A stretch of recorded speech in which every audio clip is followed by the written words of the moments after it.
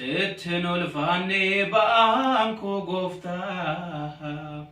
ካሱን ደንዴሳ የሶስኮ ስትኖልፋኔ በአንኮ ጎፍታ ካሱን ደንዴሳ የሶስኮ ገመዴ ፋርሱ መቃኬ ጎፍታ ማሎና ኤርጋ ፉራኬ ገመዴ ፋርሱ መቃኬ ጎፍታ ማሎና ኤርጋ ፉራኬ ኤጀኮ በኒ ሲናኑ በዳ ጉረኮ በኒ ስነጌፈዳ ዮ አርጉ ባቴ ኢጂኮ ጎፍታ ማልዋይ ባሳ ኢዩንኮ ዮ አርጉ ባቴ ኬሲኮ ጎፍታ ማልዋይ ባሳ ኢዩንኮ ሲቢለ ሞፋ ከንቀረን ቀብኔ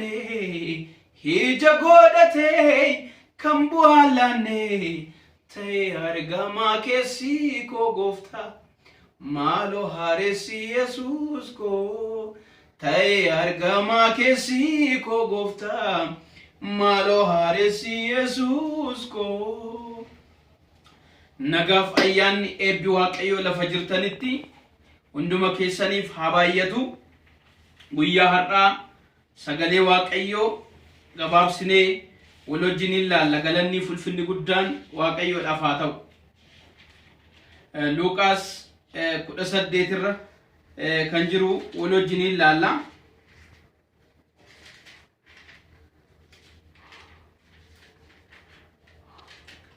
ሃሌሉያ መቃ ጎፍታ ኢየሱስ ክርስቶስ ይነንዱብሳ ወደ ኢያሪኮ በቀረበ ጊዜ አንድ ዕውር እየለመነ በመንገድ ዳር ተቀምጦ ነበር። ሕዝብ ሲያልፍ ሰምቶ ይህ ምንድነው ብሎ ጠየቀ። እነርሱም የናዝሬቱ ኢየሱስ ያልፋል ብሎ አወሩለት። እርሱም የዳዊት ልጅ ኢየሱስ ሆይ ማረኝ እያለ ጮኸ። በስተፊት ይሄዱ የነበሩ ዝም እንዲል ገሰጹት። እሱ ግን የዳዊት ልጅ ሆይ ማረኝ እያለ አብዝቶ ጮኸ። ኢየሱስም ቆመ፣ ወደ እርሱ እንዲያመጡ ታዘዘ። በቀረበም ጊዜ ምን ላደርግልህ ትወዳለህ ብሎ ጠየቀው። እርሱም ጌታ ሆይ አይ ዘንድ አለ። ኢየሱስም እምነት ያድኖሃል አለው። እግዚአብሔር ስም የተባረከ ይሁን። ቁጣ መጫፈ ቁልቁሉ ከነ ኬሰቲ ኢየሱስ ክርስቶስ መንደረ የሪኮ ጀደሙ ኬሰ ደርባውቱ ጅሩ ነሚቺ መንደረ ሰኒቲ አመለ ማለቅ ዮኪን ሆሪ ነሞት ራ ከዳቹ ቀቡ የሮ ዴራዳፍ አቺ ታኤ ከዳቻ ከንቱረ ጉያ ከና ኢየሱስ ክርስቶስ ሰበበ ለፈሰን ደርባ ጅሩፍ ዋን አርጌት ድንቅ ሲፈሜ ዋን ዳግሃ ጅሩት ቀበሜ ከናፍ ነሞት ጋፊ ጋፈቹ በርባደ ታይን ሀርና መንደረ ከነረቲ ታአጅሩ ማይን የደ ጋፋይኒ ነሞት ጋፈቱ ነሞኒ ኢየሱስ ነመናዝሬቲቱ መንደረ ከነ ደርባ ጅራ jedhaniitti mane gaafa kana jireenya isaa yaada isaa hunduma gara Yesuusitti deeffate. Furmaanni dhugaa, hiikamsi dhugaa, fayyinni dhugaa, nagaan dhugaa, eebbi dhugaa, gammachuun dhugaa isa biraa qofa malee maallaqaan argamuu akka hin dandeenye namichi amaleeffatee bare kuni iyyee itti fuudhe. Yesuus nama Naazreet nama hari jedhee gaafa inni iyyu namoonni naannoo isaa jiran akka inni callisuuf akka inni sagalee isaa gadi qabuuf gaafa isa dhowwan itti caalchisee yeedha. Kanaaf har'a akkasasin jedha maqaa gooftaa Yesuusin wanta isinitti ulfaatee jirutti, wanta isin qabee jirutti, wanta isin hidhee jirutti, wanta isin takaalee jirutti gara Waaqayyootti hin iyyattu. Waaqayyo iyya keessan hin nagaa, deebiidhaan hiikamsaan jireenya keessanitti hin dhufu. Rakkoo gaa'ilaatiin, rakkoo ikonomiitiin, rakkoo jireenya hawaasumaatiin, rakkoo siyaasaatiin, waan garagaraatiin hidhaa gaaffii garagaraa keessa kan jirtan, rakkina garagaraa keessa kan jirtan, hibboo garagaraa keessa kan jirtan, humni Waaqayyoo isin hiiku, nagaan Waaqayyoo isin hiiku, ayyaanni Waaqayyoo isin hiiku isiniif dhufa. Kanaaf namichi kun ijji isaa narbu akka nama ji'a sagalitti nama ta'e dhalate yaana namni yaaduu danda'u hunduma fedhii namni qabaachuu qabu hunduma hin qaba.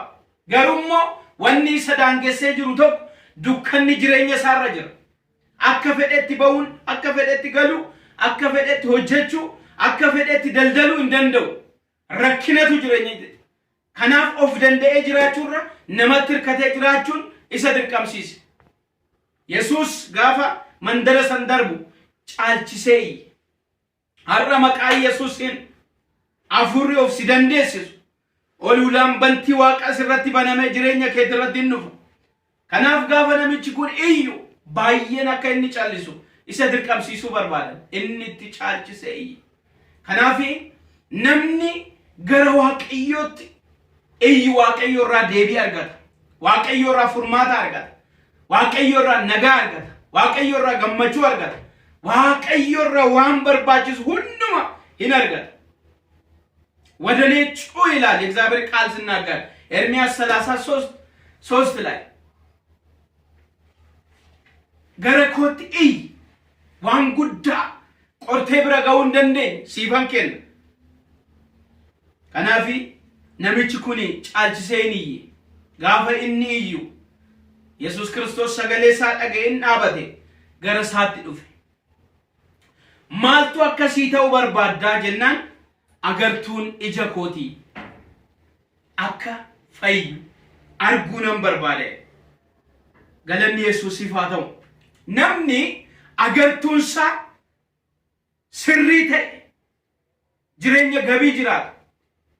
Sagalee Waaqayyoo jaamaa gaggeessuu hin danda'u akka jaamaan lama yoo wajjin kaan wal fudhatanii hallayyaatti lixu akka jedhu jireenyi afuuraa keenya iji afuuraa keenya banameeto addunyaan kun maal keessa akka jirtu maal shaakala akka jirtu maal hojjechaa akka jirtu maaliin qabamtee akka jirtu beeku akka dandeenyuuf Waaqayyo ija afuuraa keenya akka har'a nu hubanu nan kadhadha.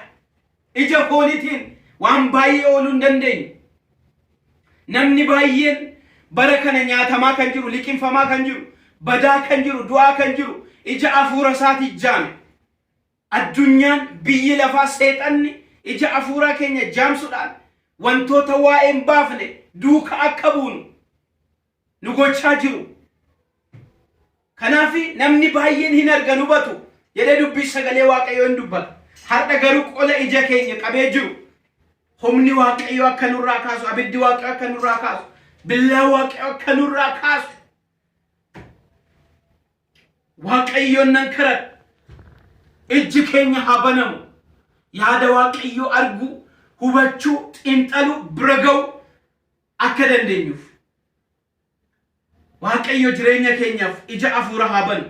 Kanaaf namichi kun gaafa Yesuus Kiristoositti iji koo haa fayyu jedhu amantiin kee si fayyise jedhee akka inni fayye hin argina.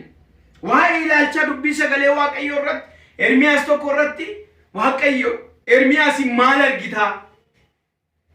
maal argite jennaan muka lawuzii argaa gaarii argiteedha. Namni ilaalcha isaatiin hin fayyi, ilaalcha isaatiin hin cima, ilaalcha isaatiin hin oola. Namni tokko waan ilaaleen qabamee raafamee sodaatee iddoodhaa bada. Namni tokko immoo waan ilaale ittiin qabamu. Naa'on Elsaa warra Sooriyaa gaafa argu dhumne bannee ilaalcha isaatiin kan inni arge loltoota baay'ee isaan marsanii jiran san gaafa gara Elzaatti dhaqe dhumne baduu keenya gaafa inni dheeto dubbatu Elsaan immoo Waaqayyo naa'oo koo kanaaf ija bani gaafa iji isaa gaafa banamu eegumsa jireenya isaarra jiru gargaarsa jireenya isaarra jiru yaada Waaqayyo jireenya isaarra jiru gaafa argummoo battalumatti deebi'ee inni nu wajjin jiru isa isaan wajjin jiru hin caale. Namni yaada Waaqayyoo arguu danda'u ilaalcha Waaqayyoo arguu danda'u hin sodaatu. Abdiin kutu gargaarsi Waaqayyoo maal akka ta'e hin beeka waan ta'eef jechaan. Lammaffaa irratti sabni Israa'el dinqii garaagaraatiin biyya Gibxiitti eegga ba'anii booda Museen eegga lubbuudhaan darbe saba Israa'el kana Iyyaasuun gaggeessuu jalqabe. Iyyasuu jaarratiin argina. Yarikoot sababa ijoollee Israa'el irraa kan ka'e namni ol galu gadi ba'uu sin jiru cufaa tureedha. Isa san marsanii guyyaa ja'a si'a tokko guyyaa torbaffaa irratti si'a torba naannaani torbaffaa irratti yoo iyyan Yarikoon akka jigu dubbiin sagalee Waaqayyoo akka dubbatuu fi kunis akka ta'e hin hubanne. Kanaaf har'a mana keessan teessanii Waaqayyootti warri iyyachaa jirtan ijaarsi guddaan darbuu isin dha'u, keellaa guddaan darbuu isin dha'u. Nagaa keessan kan qabee jiru, milkaa'ina keessan qabee kan jiru, mul'ata keessan ukkaamsee kan jiru, har'a maqaa Gooftaa Yesuusiin fuuldura keessan hin kufu. Nakaradhu siif kennama barbaada hin argattu rurrukutaa isinii banama jedhamee caafameera. Kanaaf har'a galgala kana Waaqayyoon duratti gaafa isin iyyitan sagalee keessan gaafa dhageessistan Waaqayyoo waan isin kadhattaniif deebiidhaan jireenya keessanitti dhufa. Waan isin barbaaddan harka keessan keessa gasha. Balballi isinii banama.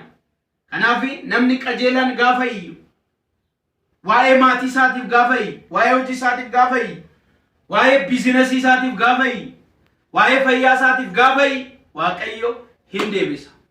Kanaaf namichi jaamaan kun gara Waaqayyootti hin iyye. Waaqayyo isa hin dhaga'e agartuu isaa hin baneef. Har'a ija hafuuraa keessan akka Waaqayyo banu kana nani karar. Ija fooniitiin qofa arginee waa'ee baasuu hin dandeenye. Dhoksaa jireenya hafuuraa hubachuu bira ga'uu akka dandeenyu iji hafuuraa keenya nuuf haa banamu.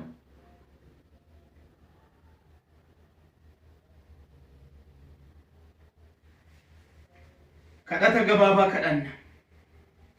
Ati Waaqa hundumaa gochuu akka dandeessu nan beeka. Adonai Elroi Yahweh Jehovah Jireh Shalom. Ija hafuuraa keenya akka bantu qola ija keenya irra jiru akka nurraa kaaftu. Si hubachuu, si beekuu, sitti dhiyaachuuf, sitti qabamuu akka dandeenyu akka nu gargaaru maqaa Gooftaa Yesuusiin kadhadha. Amma har'aatti isa mul'ata keenya qabe dura keenya kaase. Isa eebba keenya qabe kaase. Isa bara keenya qabe kaase. Isa milkaa'ina keenya qabe kaase. Nagaan ayyaan eebbi gammachuun jireenya keenya irratti haaroo.